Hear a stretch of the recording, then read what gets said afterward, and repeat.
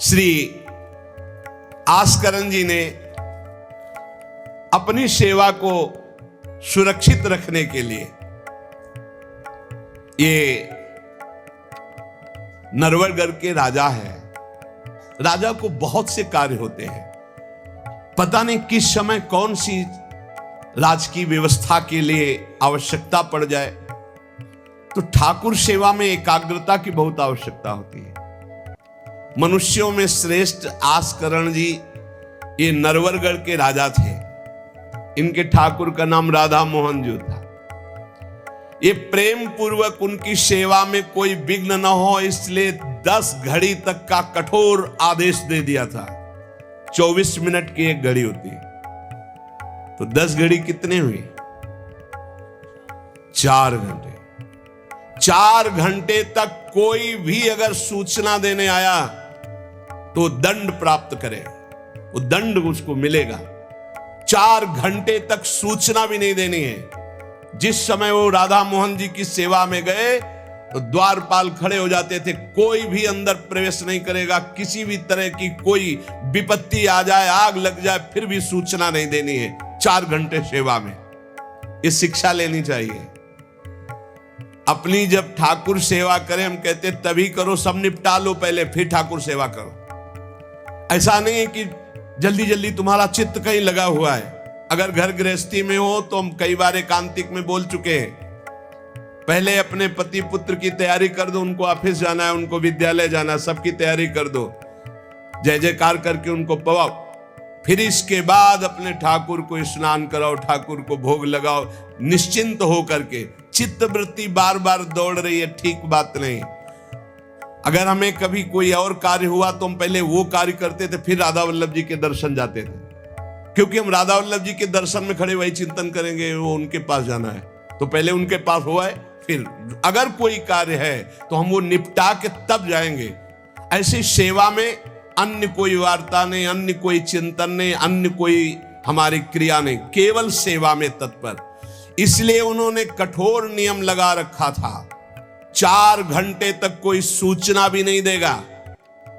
और आप मंदिर में राधा मोहन जी को 4 घंटे स्नान कराना, श्रृंगार कराना, आरती करना, फिर आरती करके भोग आदि सब करके फिर दंडवत करना। दंडवत के बाद जब प्रसाद चरणामृत लेकर उठते तब कोई बात हो तो बता सकते हैं। वो भी बात जब श्री जी की चिक डालकर बाहर निकले, उस समय द्वार पर चौकीदार बहुत सावधानी से कोई भीतर न जाने पावे। देखो, महापुरुषों से हमको शिक्षा मिलती कि हम कैसे ठाकुर सेवा करें। ठाकुर जुगल किशोर हमारे, इनकी सेवा हम कैसे करते हैं।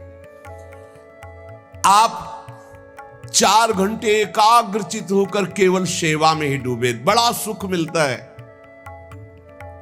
जब अपने श्री जी सौभाग्य दिए थे सेवा करने का, तो जैसा श्रृंगार करने के बाद जब दर्पण दिखाते थे तो रोना आता था।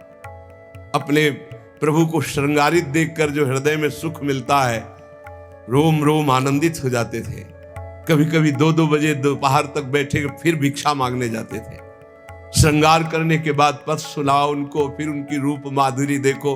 भक्तों के नेत्र अलग होते हैं तो प्रभु उनका रसास्वादन भी अलग ही करवाते हैं। एक बार क्या हुआ, आवश्यक कार्य से नरवरगढ़ में दिल्ली के बादशाह का आगमन हो गया। बादशाह जो सैकड़ों राजाओं के ऊपर होता था, और ये नरवरगढ़ के राजा थे।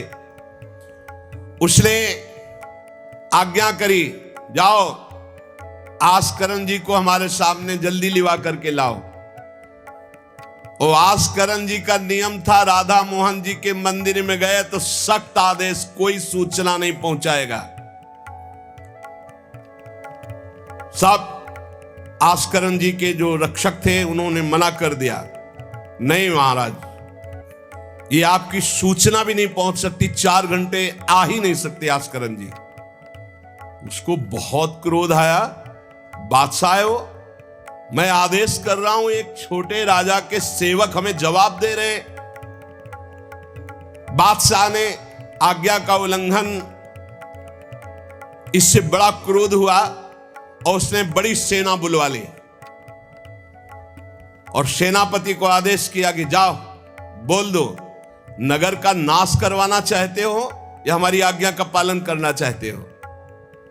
तुरंत आस्करन को भेजो, अन्यथा पूरी सेना बलात् नगर को नष्ट कर देगी और जबरदस्ती आस्करन को बंदी बना लिया जाएगा।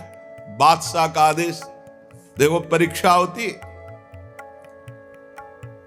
जब ये आदेश हुआ, सेनापति आया, निज दूतों से, जो अंगरक्षक द्वारपाल, उनसे कहा, सबने कोई उत्तर नहीं दिया। 4 घंटे तक हम अपने राजा को सूचना भी नहीं दे सकते। जो तुम्हें करना हो करो। यह बड़ी बात है। बादशाह का हुक्म, बादशाह के सेनापति का हुक्म, सेवा में विघ्न ना पड़ जाए इसलिए कठोर नियम लिया था, पर सबके हृदय में घबराहट थी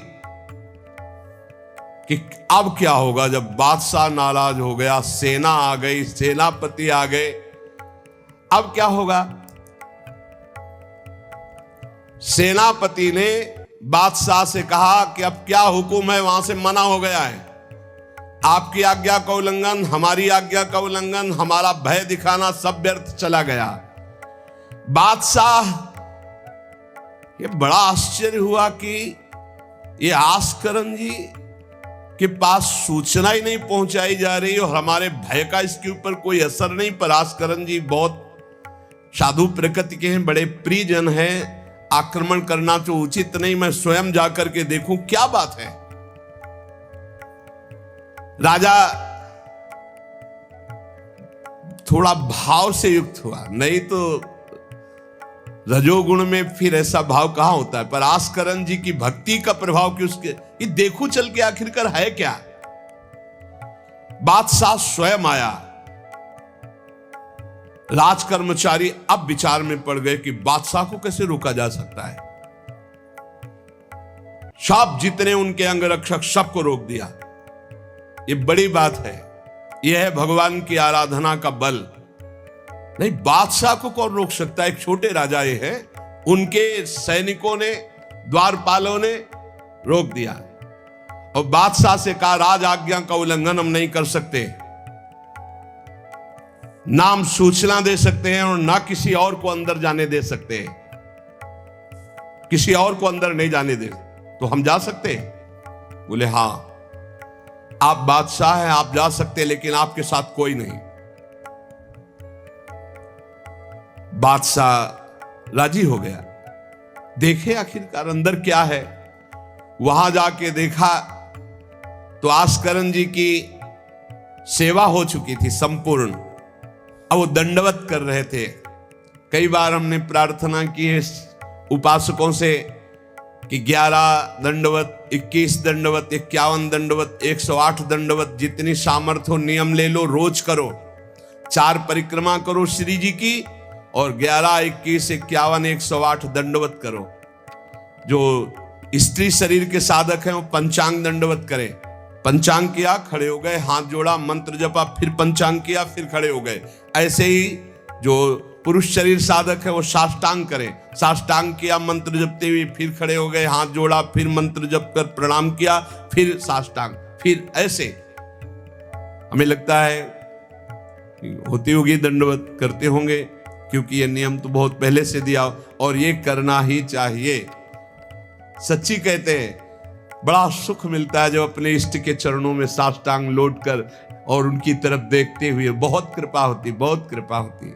यावत स्वस्थमिदम कलेवरम यावत च दूरे जरा, जब तक ये शरीर स्वस्थ है, बुढ़ापा दूर है, आनंद लूट लो भाई। ये कमाने का समय गंवाने का नहीं है। आस्करन जी अपने ठाकुर की संपूर्ण सेवा करके दंडवत अपनी पूरी कर रहे थे। अब जैसे 108 दंडवत तो समय लगेगा। आस्करन जी साष्टांग लेट करके दंडवत कर रहे थे। अब को बादशाह जाएगा तो बादशाह कोई साधारण तो है नहीं। उसकी बाजूबंद, उसके सब झनन भनन आवाज तो होती है, पता भी चलता है कि कोई आ गया। मुड़ करके भी नहीं देखा बादशाह की तरफ, बस बार बार साष्टांग दंडवत। खड़ा खड़ा देखता रहा। 108 दंडवत, 2-4 हो तो बड़ी देर हो गई। ना बादशाह से बात, ना सलाम, ना कोई बस वो अपनी साष्टांग दंड, ये होना चाहिए। आप श्रृंगार कर रहे हैं तो श्रृंगार में ही दृष्टि होनी चाहिए, दंडवत कर रहे हैं तो किसी की तरफ नहीं, सिर्फ दंडवत के सामने प्रिया प्रीतम है, हम बार बार दंडवत कर रहे हैं। ये उपासकों की एक एकाग्रता होती है। भला सोचो, बादशाह पास खड़ा है तो ऐसे लेटे लेटे भी तो देख सकते थे, बिल्कुल नहीं देखा। राजा को, बादशाह को बड़ा आवेश आया कि इतनी देर से मैं खड़ा हूं, पहले तो वहीं सब नाना करते रहे, इतनी देर से खड़ा हूं, ना कोई प्रणाम ना नमस्कार, ना हमारी तरफ देख रहा है, क्या है। तलवार निकाली और साष्टांग दंडवत कर रहे थे तो मारा, एक पैर की एड़ी कट गई, एड़ी कट गई, खून बह रहा है। साष्टांग दंडवत, फिर खड़े, फिर साष्टांग दंडवत, फिर खड़े, फिर साष्टांग दंडवत, बिल्कुल नहीं देख रहे कि एड़ी कट गई। सोचो जरा, ये भक्त की निष्ठा है उपासना की। यहां तो अगर एक चींटी काटेगी तो थोड़ी देर लौट करके पहले देखेंगे क्या हो रहा है, फिर दंडवत। एड़ी कट गई, लेकिन किसने काटा ना, ये बात देखी। एड़ी कटना कोई साधारण बात समझते हो? तलवार से पूरी एड़ी काट दी, कोई दुख नहीं, रक्तस्राव हो रहा है, ना तो आह निकला ना गुस्साई कि किसने ऐसा कर दिया। धैर्य पूर्वक 108 दंडवत पूरी की। पूरा जब संपन्न कर लिया, इसके बाद पीछे हटे, चिक गिराई, क्योंकि समझ चुके थे कि ये तलवार चलाने की हमारे ऊपर हिम्मत केवल बादशाह की हो सकती, दूसरे की नहीं। कोई साधारण राजा नहीं, महाभागवत और महाबली है। इसलिए हमारे ठाकुर का सुखपूर्वक अपशयन हो, चिक डाली। आस्करण जी ने जब चिक डालकर पीछे मुड़कर देखा तो बादशाह तो शिष्टाचार के अनुसार जोहार किया। राजा की भगवत सेवा, नियम निष्ठा, ये देखकर बादशाह बहुत प्रसन्न हुआ और कहा, मैंने आज देखा ईश्वर के प्रेम की सच्चाई को। तुम्हारे में थोड़ा भी बनावटीपना नहीं, थोड़ी भी शिथिलता नहीं, तुम अपनी निष्ठा के धैर्यवान वीर हो। बादशाह ने आस्करण जी से भगवत प्रेम संबंधी कुछ चर्चाएं की और विचार अपने प्रकट किए कि आज मैं बहुत खुश और सौभाग्यशाली हूं कि तुम्हारे जैसा राजा मेरा जन है। बड़ा हृदय रस में डूब गया बादशाह का। यह है देखो सच्चाई भक्ति की।